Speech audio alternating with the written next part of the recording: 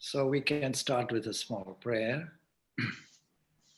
Sahana bhavatu, sahano bhunaktu, sahaviryam karavavahai, tejasvinavaditam astu ma viddishavahai.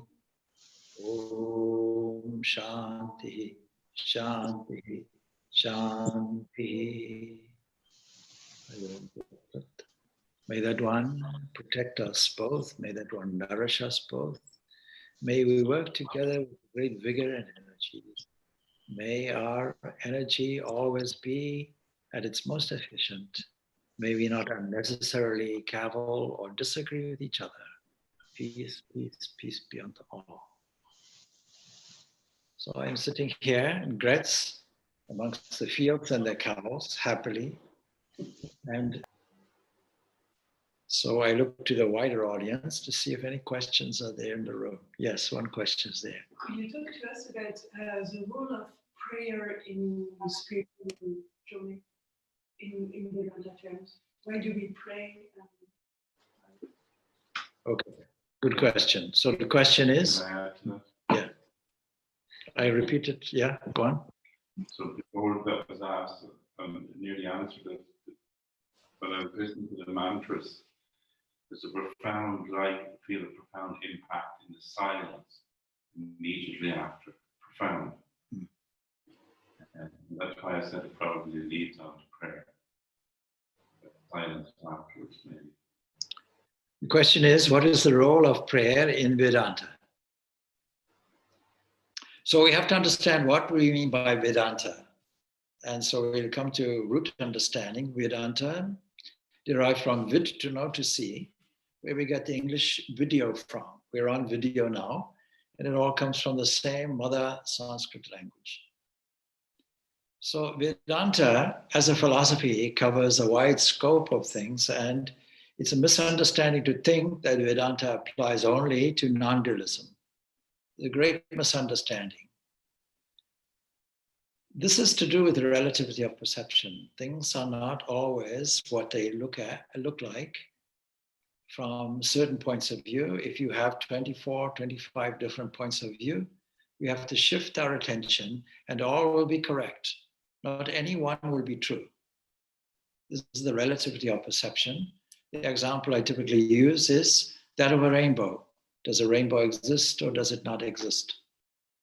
Well, if you look and see, you'll see a rainbow exists subject to certain conditions. The angular vision, whether there's moisture in the air, water droplets to fragment the light into rainbow colors. And if all of those or any one of these conditions is gone, then we won't be able to see it. Furthermore, if we alter the angle in a radical way and go above the clouds itself. I came here by airplane. Fortunately, I didn't have to fly. The airplane took me. But if you alter that angle, look out the window, not only is there no rainbow, but no weather, nothing there exists familiar to us in terms of below the clouds. Again, we have different perceptions, different understandings and misunderstandings. Today, I put a thought out in connection with this. This is not my thought. This is derived from Ramakrishna's beautiful story about a chameleon. You see, if you look at a chameleon and don't bother to reside where a chameleon resides, you will mistake it. You will have a big argument. Somebody will say it's blue. Somebody will say it's green. Somebody will say it's brown. But the truth, of course, is that it is all colors and any colors and also colorless. You have to consult the person who lives under the tree. In the example, tree means the divine, the supreme principle. The supreme principle, how easy is that to access? The word supreme principle tells you it is difficult to access. And we are familiar with other principles. We're familiar with the world of the eyes and the ears, all the senses. And then on top of that, an interpretation or misinterpretation of the mind, bringing to us a sixth sense. How do we reconcile all of this and still be correct? The fact of the matter is religions don't bother to do it. They take their blueness, they take their greenness, they take their brownness, and they assert, my way alone is true. My interpretation alone is true. But if you look at the context of the Vedanta, it takes into account this relativity of perception. If you were by the tree and you saw the chameleon as blue and go on your way and don't bother to see the variety and change which is present in nature itself.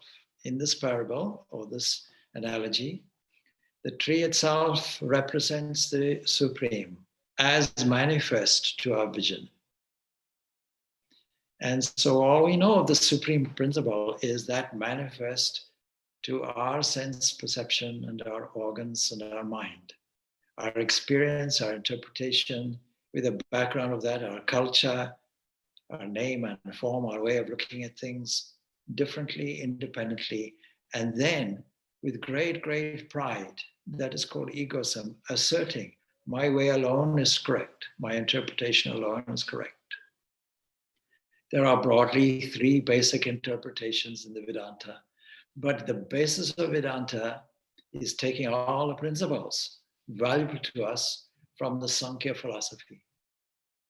The Sankhya philosophy tells us there are at least 24 different principles.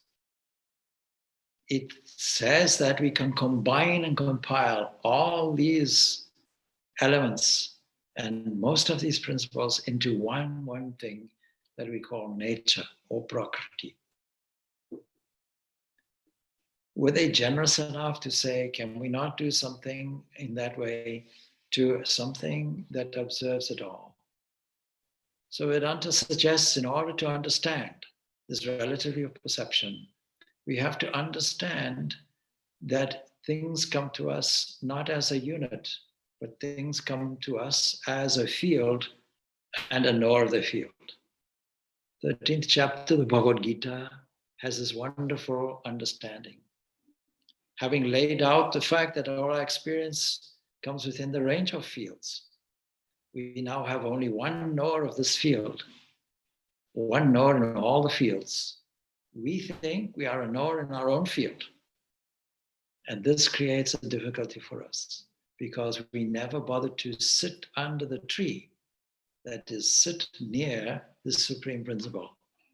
For that, for the time being, we'll call it Supreme Principle, Brahman.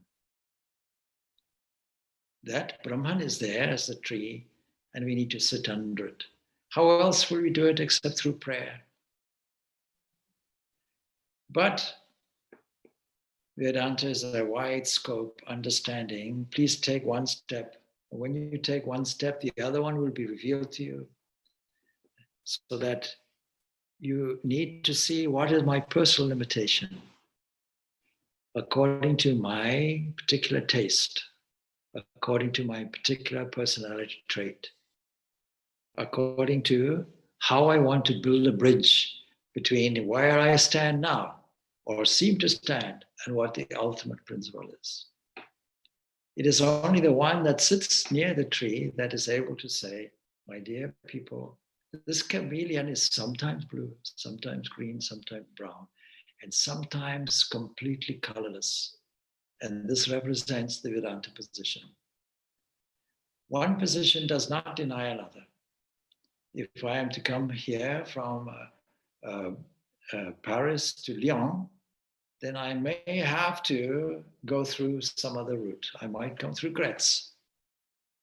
Now, if I do that, my journey does not eliminate Gretz.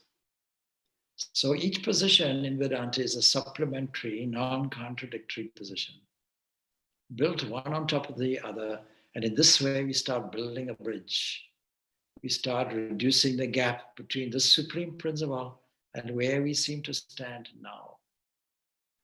Sankhya stands in a dualistic position, a dualistic with no God in it, but it says two principles are there. One we will combine and we call nature, prakriti. The other one we'll make individual. Why would we want to do this? If everything is one, if that which is behind all the fields is only one, when you get enlightenment, I should also get it. When you're ignorant, I will also be ignorant. So the Vedanta position supplements this position and says, please have more generosity than this. And understand, there is actually only one supreme principle. And everything is that.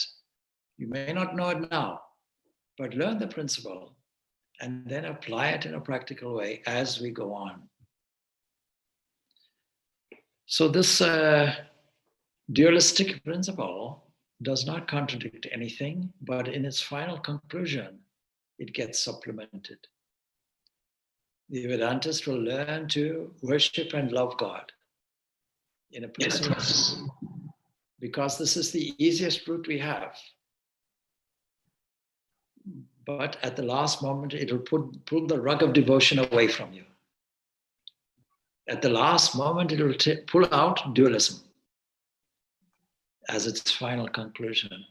But ask you, please, to construct components of a bridge and use this personal prayer according to your temperament, according to your understanding, knowing that the entity you're praying to is more than the confines of its form and more than the confines of its qualities. And behind that, we find a witness, seer, knower. What is the process to arrive at this point? The scene that I witness is multiple, full of different names and forms, with a space and time component that only allows me to view one thing at a time. This restriction allows me to know it. If this restriction wasn't there, it would be just a whole chaotic confusion. Just like if I want to type something on this computer in front of me, all the letters are available to me. If I want to write a letter, it will use maybe every single letter on the keyboard. So the means to type is there, the enthusiasm to type is there, the letters are there, but if I just put my arms on the keyboard, then it'll just be a jumble and confusion. I have to do it one thing at a time, one sequence. Time and space is my advantage. This field of multiplicity is known to the eyeball. The eyeball represents one unit. And the eyeball can represent all the senses. We take one aspect, the eyeball. Sight is one of the most valuable assets that we have. So we can see something. In seeing something, we can then form a relationship with it. But the eyeball that sees, representing one unit, to observe a multiplicity of phenomena or a field of activities and parts, people and places and events, that I notice as a field in its own right. I can notice whether the eyeball feels scratchy one moment or refreshed the next. What is the observer that observes this field of the senses? I have to find out. That may be what we call a mind, something like a reception faculty that absorbs all information through the senses, deciphers it, evokes some feeling about it. Can I watch this field? If I can watch it, if I can see all the different components within it, I am not the field. I am the observer of that field. I am the witness of all the events going on in the mental frame, and I can determine whether I'm happy today, in a mood tomorrow. And if I don't understand this and are able to observe it, not able to observe it, get entangled in it, then any small criticism will lead me to the hanging rope. First depression, then reaction, then anger, then guilt, then depression, then upset, then churning the cud, you see. Chewing the cud like a cow does. It has 4 stomachs. It brings it up, the next one, next one, brings it in the mouth, not suitable for digestion yet. Chew some more, chew some more. So the only thing we see about a cow is it's chewing. And then swallows, it goes through the stomachs again, brings it up again, until it's suitable to go through. So how much we chew this cud of resentment, like a cow digesting it, we have the capacity to leave bygones, let bygones be bygones. We have the capacity and the common sense to say, everything in the past is unchangeable, we have to leave it there. See, we can forgive, but how easy it is to forget. But true forgiveness doesn't come unless forgetfulness comes. So we didn't observe properly something, some wave that came in within a mental field and found its way to the other fields. And we can see these fields fitting into each other so that the mental field is related to the more extensive field of the senses. That field is related to the more extensive objective field in front. What is the observer that is not part of the field that is able to watch it, observe it, and change it through the medium of time and space, it itself not being spatial or temporal? That we can call the intellect, some discerning factor that can reasonably sort it out and be an executive officer to make a new reaction. But this intellect is also a field with multiple things going through. One day we have an opinion about something. Next day we change our mind. We might think that it is making the mind clean to change it often, like changing clothes, but no, it's not the truth. The truth is we have to fill it consciously with something. And what are we aiming for? We're aiming for changing a habit level which observes things as a fixed entity. Instead of thinking that the field is full of change, full of fluctuations, we think that it is real and the impact is real and our reaction is real and we have to struggle against it and do our best. But this is not true. If we understand we are the observer, the knower, the thinker, the witness of the field, we can stand back easily, away from the field that we call the intellect, that itself contains within it the whole vista of the mental field, the whole vista of the sense field, the whole vista of the objective field. And then stand there in our pristine purity as the supreme principle. Because once we discover it, we find what Krishna says. I am the knower in all the fields, not just one or two, in all the fields. This is the highest conclusion of the Vedanta. Because when we see it, and we can see it even in a dualistic aspect, but behind it we know this unity behind everything, the unity behind the diversity, this pure consciousness that stands there like the sunshine beaming everywhere. We can now tune into it. Having tuned into it, we can now express it. And how do we express it? We express it as prayer. What is the role of prayer? The role of prayer in Vedanta is expressing the glory that sits within towards what we laughingly call the outside, knowing that at that point, no inside or outside is there. How do we start? We start from a dualistic aspect, represented by three philosophies. The proponent of the dualistic philosophy, love of God, takes this world to be a creation and the world ruled by a creator.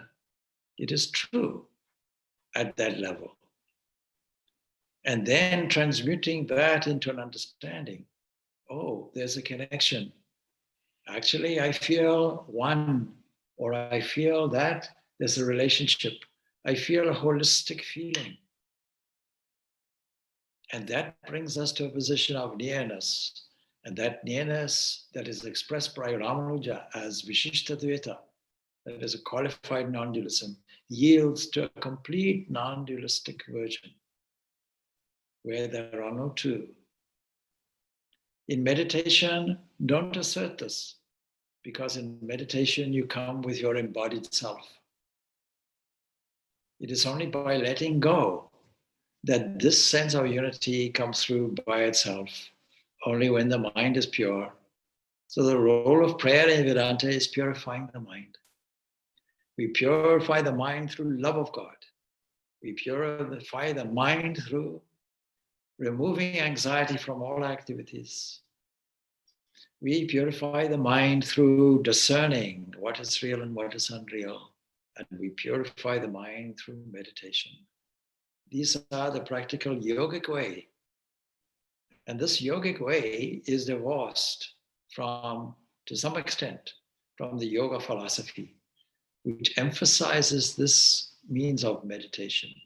But as I said last night when I spoke about the Bhagavad Gita, 2nd chapter, we cannot really meditate unless the mind is free of disturbance. Purify the mind, make the mind peaceful first. We do this principally through karma yoga. So here where I'm sitting in Gretz, and at every ashram, be it in Dublin or elsewhere, people, volunteers come, prepared to selflessly serve. Without any understanding, I will get some reward. I will get a name plaque on the side. Or my announcement will be there. Or so donated so much money. Let us praise the person. Let us inflate his ego. Let us not do him a good service. Same thing. So this role of prayer can be taken in any way that your personality requires. If you have a devotional nature, your prayer will be all love. It will be filled in with immense joy and bliss of the feeling of love of God. This is the easiest and most convenient way. Shankaracharya himself understanding this, so that in all his mats, devotional worship took place up till noon, highly ritualistic, full of significance, moving the heart, and why he wrote so many hymns of praises. Surely every hymn was a prayer. So prayer is this opportunity to do this, knowing the fullness of what we experience. We don't have to pray for a supplement, because if you know that everything is full and perfect and free, nothing wanting, no gaps, no holes, then at some point, understanding this from a rudimentary position, please give me this, please give me that, we can understand, oh, philosophy is guiding me to a position where one single witness and one single thinker is there. That being so, should I not express the glory that I find there, rather than ask for a whole-filling position? I have a defect, please fill it. I need money, please give it. These prayers are also good, but they are defective in their highest understanding. They are good from the devotional point of view.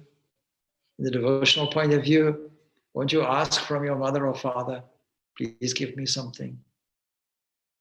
With all sincerity, with the greatest love and the greatest confidence that this parent won't give you a stone, see? If you ask your father for a bread, he'll not give you a stone to chew and maliciously break all your teeth. Father won't do that. Father will give you a bread if you ask for the bread. Of course, if you ask for something not in your favor, any good parent will withhold it. But otherwise, basic needs, of course we can ask. Only Vedanta says, make that the minority thing. The majority thing which you should ask for is, ask for pure discernment, ask for pure love, ask for inner wisdom, and ask for the capacity to attach to the truth, and thereby naturally detaching from everything else. Easily and naturally you can do it. So this is the significance of prayer and the role of prayer in this system of Vedanta. There is I come, of course, with a reservoir of books. There's an interesting statement. This is Swami Vivekananda's Raja Yoga. As we know, Raja Yoga system is taken in order to discipline the mind and build a bridge between where we stand now and the Supreme Principle. There's an interesting statement there in his commentary. By throwing out and restraining breath, the reference is to the first part of Patanjali Yoga Sutras, and referring to the 34th Sutra. In this, he makes a very significant commentary that allows us to understand, from a Vedanta point of view, this statement, taking this very brief aphorism and expanding it into a Vedantic understanding. So in this he says, the sum total of energy displayed in the universe is called prana. This point of unity is understood materially and also energetically. So this prana, before a cycle begins, remains in an almost motionless state. And when the cycle begins, this prana begins to manifest itself. It is this prana that is manifested as motion. You see, often we think, particularly in yogic practice, and I'm thinking of those, there were people here who were on a yoga course. And so it's a common misunderstanding. Even I had that misunderstanding when I was a younger man. Because the prana, the way it was taught was, breathe in and breathe all this prana in. What did it mean? As if it was something like oxygen or nitrogen. But prana here means the thing that moves the lungs is prana. All kinds of energy is called prana in the yogic language. And is it localized? It can appear localized just as water can be localized when it's delayed or an obstacle is there and it develops into a localized whirlpool. But water is water at the end of the day, whether it's in a whirlpool, whether it's flowing, whether it's as ice, whether it's as steam, whether it's evaporated to form clouds and condense again as rainfall. Still, water is only water. And so, this prana begins to manifest itself. It is this prana that is manifested as motion, as the nervous motion in human beings or animals. And the same prana is manifested as thought and so on. It's a wonderful exercise for meditation, to sit and understand what is moving the lungs. And in understanding what is moving the lungs, understand this same energy is supplied wherever there is motion, whether it is a spinning galaxy, whether it is a nebula in the sky, whether it is an insect walking or flying, whether it is a cow digesting, whether it is you speaking. This is the same energy that is being used. There is a universality to everything. It is this universality that Vedanta emphasizes. And then if we want to make it devotional, we can say, Lord, it is your energy and breath that is moving. Thanks. This understanding of adoration and thankfulness is called bhakti. Bhakti is thankfulness and adoration combined. It is an internal feeling that expresses. It wouldn't be much love if one declares a conditional kind of love. I love you if you love me. That basis is not really love. Self-love, yes. Or, I love you. Will you make me a cup of tea? No, I haven't got the time for that. What kind of love is that? See? So all these components that we find in our human experience, we can also find in this method of love. I will serve you. I will do everything for you. Yesterday we were talking about the Titi Puja of Swami Purnananda Shashi Maharaj. how his whole spiritual practice, more or less, was service to the Guru. And in the Branago Mat, whatever time was left over for meditation was used. If no time was left over, it was unused. He derived as much spiritual benefit from his activity as he did from meditation.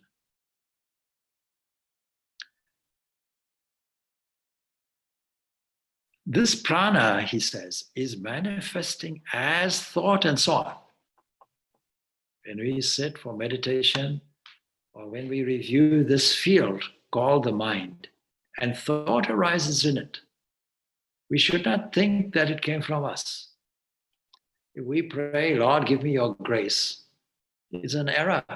It's a schoolboy error, as we say, because the very thought that arises is God's grace.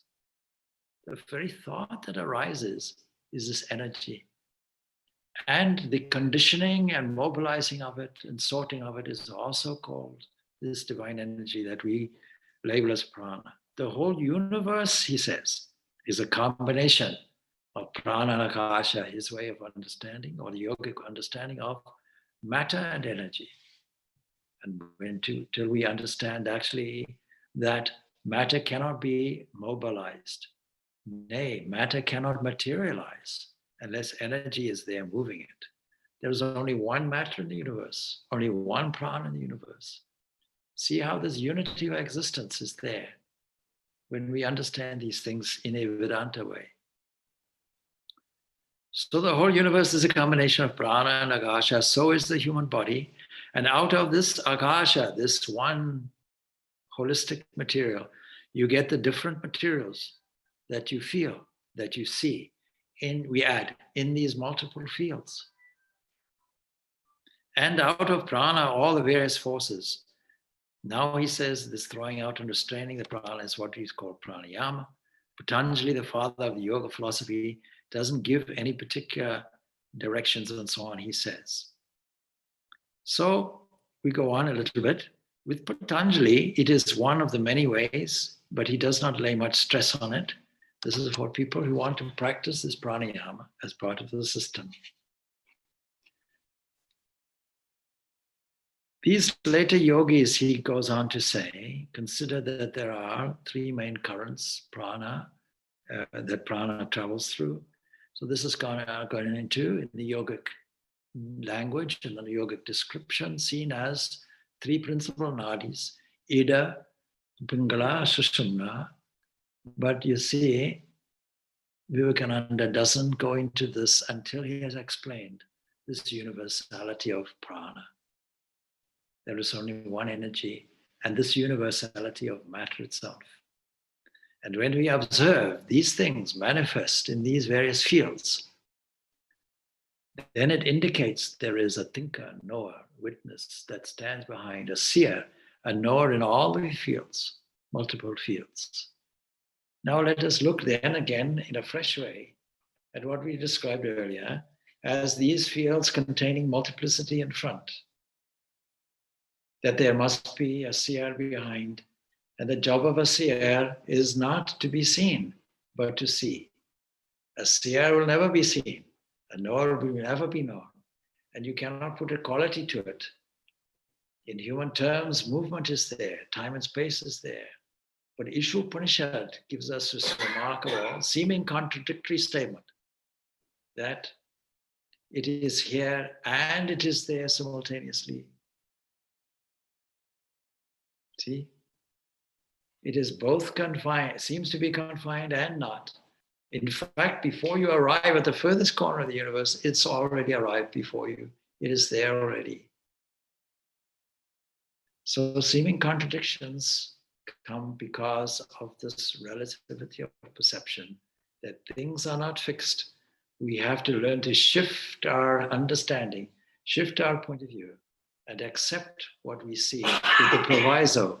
There is more to come, that when we shift our position, it will look different until the final shift takes place. And that final shift allows us to understand fully this unity of existence which is there. Until then, we have to build the bridge by any means possible. scripture, prayer, devotion, love of God. All of these are means to build the bridge. And the role of prayer is relevant in all of these phases, either as petition or as ultimately expression. So that's the one reference that highlights this.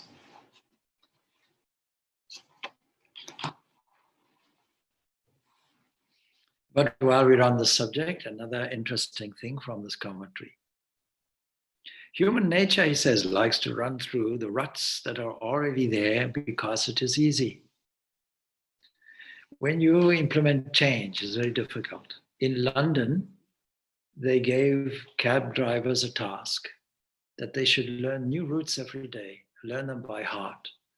Then they analyzed what was going on in the neurological faculty of the brain, and they came to a term originally now used.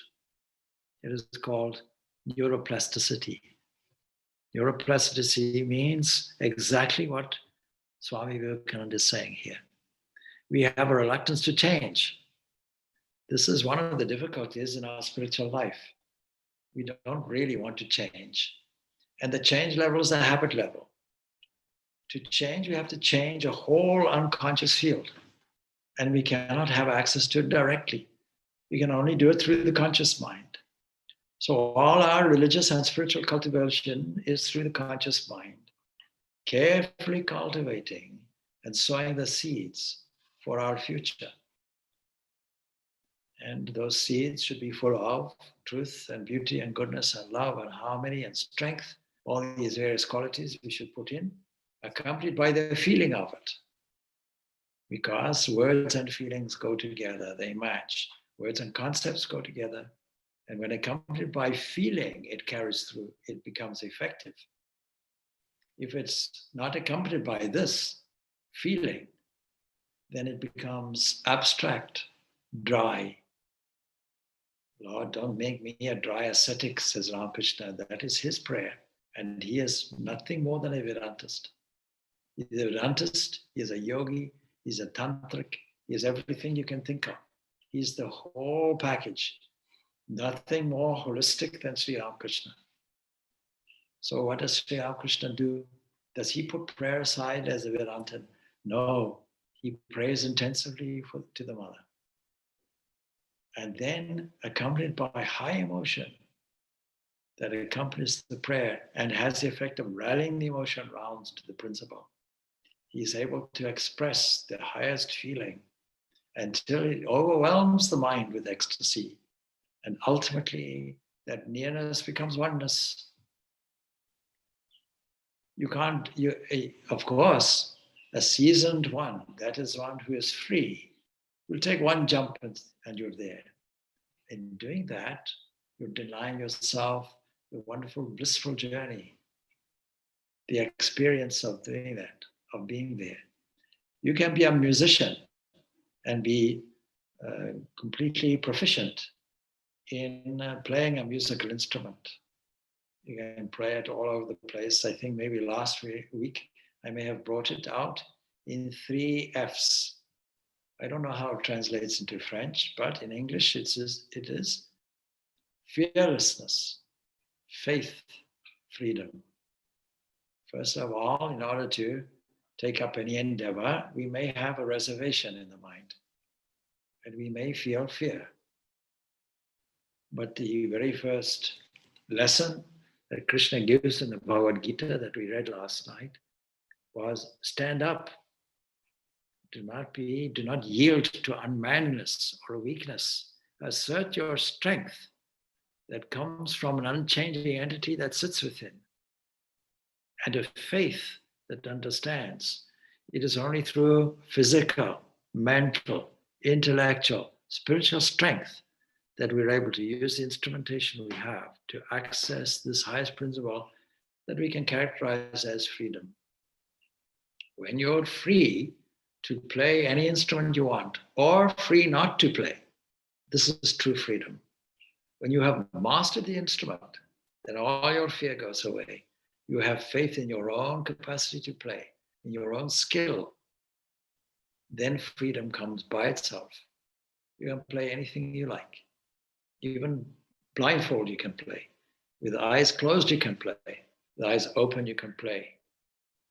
Eyes open, play the game of life. Eyes closed, this is called meditation. So we have this adaptability.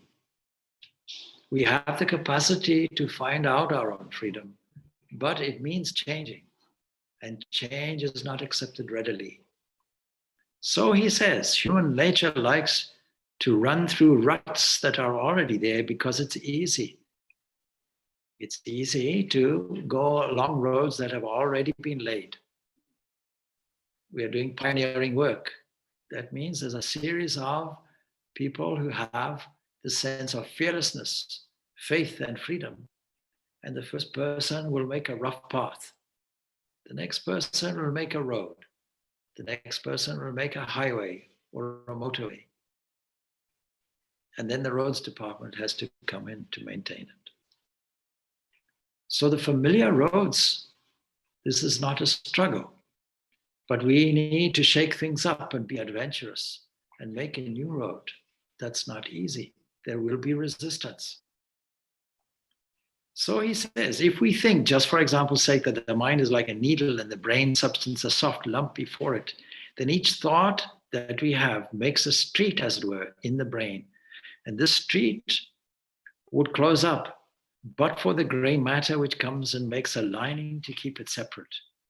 If there were no gray matter, there would be no memory, because memory means going over these old streets, how beautifully he puts it, in language of neuroscience, comprehensible in his day, and still valid today. Now, perhaps you have marked that when one talks on subjects in which one takes few ideas that are familiar to everyone and combines and recombines them, it's easy to follow because these channels are present in everyone's brain. It is only necessary to recur to them. But whenever a new subject comes, new channels have to be made. So it is not understood readily. There is nothing more simple than Vedanta. And yet people who have shown some reluctance to engage in this Vedanta series, oh, it's too difficult, they say. What is difficult about one thing? We're only talking of one thing. Brahman alone exists.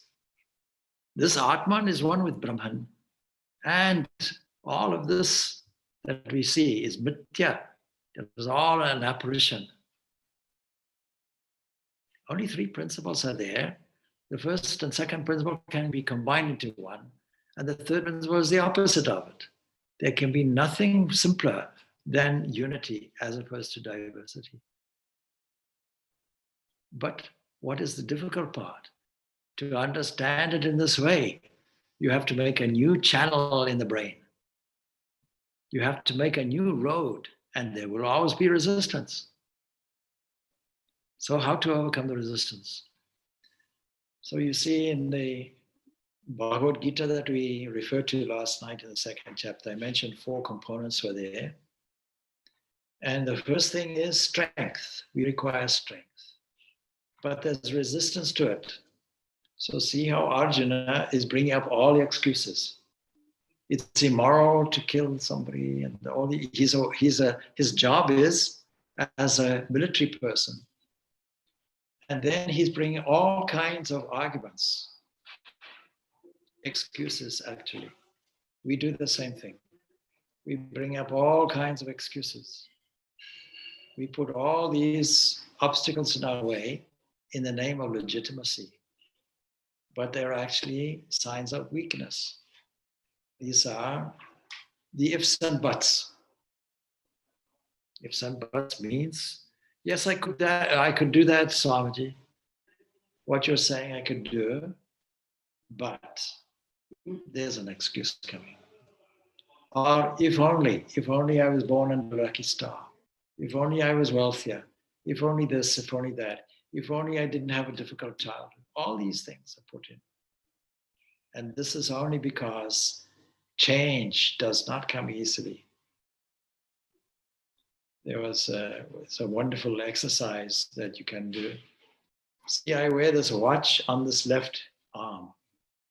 Supposing I decide tomorrow to change it to the right one, and you ask me, Maharaj, what's the time? I'll automatically look on the left hand, won't I? This is the habit we form. So he goes on like this. Now, perhaps you have marked, he says, it's easy to follow because these channels are present in everyone's brain. But whenever a new subject comes, new channels have to be made so that it is understood readily. And that is why the brain, it is the brain and not the people themselves, refuses unconsciously to be acted upon by new ideas. Yet we have seen from the experiment made with the London cab drivers that a neuroplasticity takes place, that we have the capacity to adopt, we have the capacity to renew things, look at things in a new way, in a fresh way. And so we find new channels, literally new channels are opening up in their brain. Swami Vivekananda was unaware of this experiment, but he knew his course all right when he said this. It resists, he says. It resists, not we resist. When you look at it carefully, it resists. The prana is trying to make new channels, and the brain will not allow this. This is the secret of conservatism, not wishing to take a risk, you can say. The fewer channels there have been in the brain, and the less the needle of the prana has made these passages, the more conservative will be the brain, the more it will struggle against new thoughts. The more thoughtful the man, the more complicated will be the streets in his brain, and the more easily he will take to the new ideas and understand them. So with every fresh idea, we make a new impression in the brain, cut new channels through the brain stuff. And that is why we find that in the practice of yoga, it being an entirely new set of thoughts and motives, there is so much physical resistance at first. That is why we find that the part of religion which deals with the world side of nature is so widely accepted, while the other part, the philosophy or the psychology, which deals with the inner nature of man, is so frequently neglected. Then he ends with this magnificent statement. We must remember the definition of this world of ours. It is only the infinite existence projected into the plane of consciousness. A little of the infinite is projected into consciousness, and that we call our world. This is worth repeating. What is our world? It is this projection of infinite consciousness that arrives at our small substation. A little of the infinite is projected into consciousness, and that we call our world. So there is the infinite beyond, and religion has to deal with both the physical and this lump that we call our world, and the infinite beyond. The little world is where we begin our bridge on the one side, and the infinite is the other side, and we have to bridge the gap. Any religion which deals with only one of these two will be defective. It must deal with both.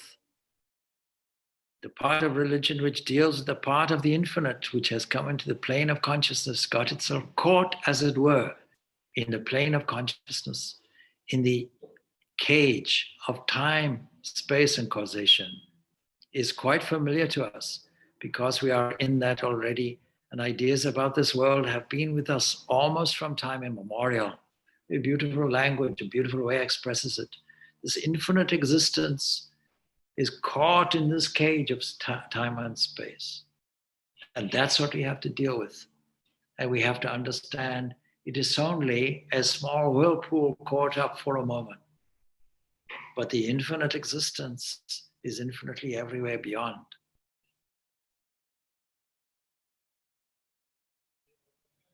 So this small cage caught up in time, space, and causation is quite familiar to us because we are in that already. And ideas about this world have been with us almost from time immemorial. The part of religion which deals with the infinite becomes beyond, comes entirely new to us. And getting ideas about it produces new channels in the brain, disturbing the whole system. And he's referring here to the neurological system associated with this pranayama. And that is why you find in the practice of yoga, ordinary people are at first turned out of their grooves. In order to lessen these disturbances as much as possible, all these methods are devised and so on and so forth. That is, every single method that we have is applied in Vedanta philosophy, be it from a dualistic system or a qualified non-dualistic system, or indeed from that wonderful principle of unity that identifies the seer that is never seen, never known, never thought of. Its job is to express. Its job is to remain as the eternal seer, the eternal witness, the eternal thinker behind all thought. Well, it is now 5 minutes to 12. I'm going to leave early since lunch is at 12 o'clock. I have a question. May I ask? Yes. Go on, ask away. Yeah, you said that to understand and to make the new channel or new road, 4 components are required. And you started with the strength and referred to Arjun and his excuses in chapter 2. And I couldn't follow the rest 3 to just a summarizing note. Because I never mentioned them, but we can go on. So the first then is strength. Within that, we have resistance to it. And Swami Vivekananda illustrates this beautifully, giving us a neurological example of building a new channel, digging a new channel.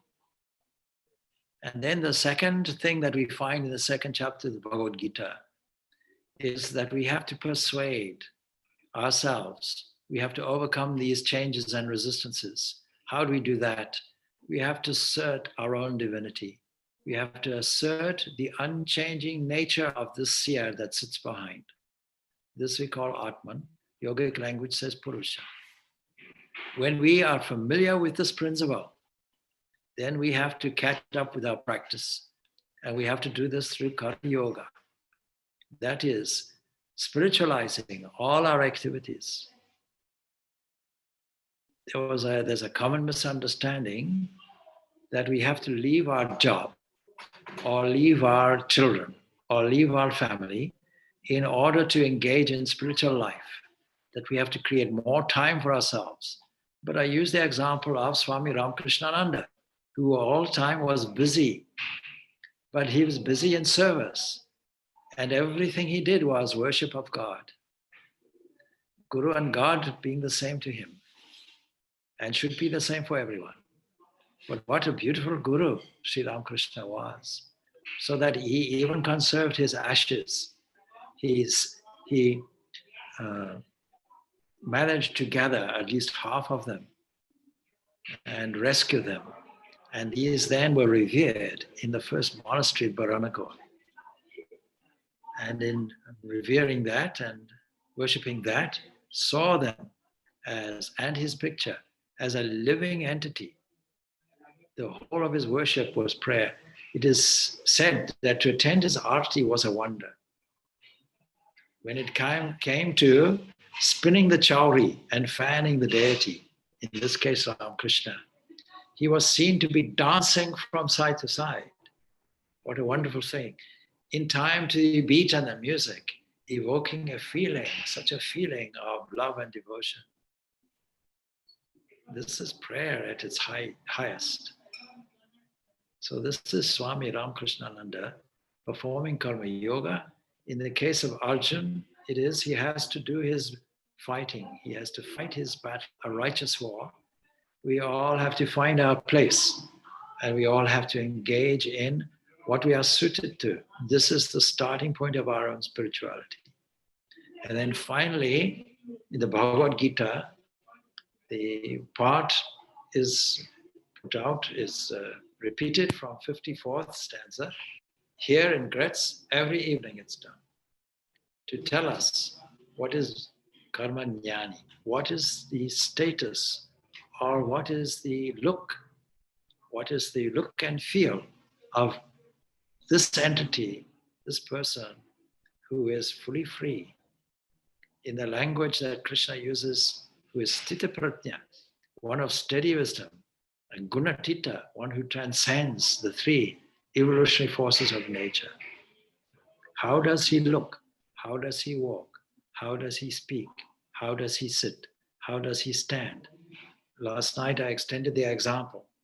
What is the internal wiring that he has? What is the outlook he has? And we find every single action of his will be an expression, will be in the service of the welfare of mankind. Immune to pairs of opposites, not being influenced by pleasure or pain. These pairs of opposites early Krishna puts out that here is the way. The way to get the stability of mind is by doing every action mindfully in a detached way, not engaging in anxiety that comes with rewards or fruits, as we call it poetically, fruits of actions. These are the four components contained in second chapter of the Bhagavad Gita. Sorry, still I could catch three. I will tell you: strength, then persuade, and then third is know the ideal of the Sthita Prajna. What's the fourth? The fourth is not a way, it's an effect. Got it. The effect will be complete steadiness of mind. Yoga being defined as skill in action and equanimity of mind, referring to what we discussed last night here in Gretz. So the effect will be there. What is the effect? If I see that there's only one everywhere, then with whom will I get angry? Who will I criticize? Whom will I fear? There's only one without a second. Just as I can see in Swami Vivekananda's commentary, only oneness of matter, only oneness of energy, I see also oneness of spirit. And react accordingly. I will be like an open storehouse available to everybody, freely giving, without any personal motive, without any I and me and mine in the equation. Being an open channel for God's grace to flow through. That will be somebody of steady wisdom. By repeating these stanzas in the Bhagavad Gita, we are now able to see what is the model we should emulate. What is the state of mind that we should cultivate? Now, somebody suggested that from this Vedanta series, you can pick up one or two ideas, broadcast them on the EVS chat, just to share your ideas with others, and also to test your own understanding of what was heard, but more importantly, what you feel you can apply. We'll finish off there. Om Shanti Shanti Shanti. Peace, peace, peace be unto all.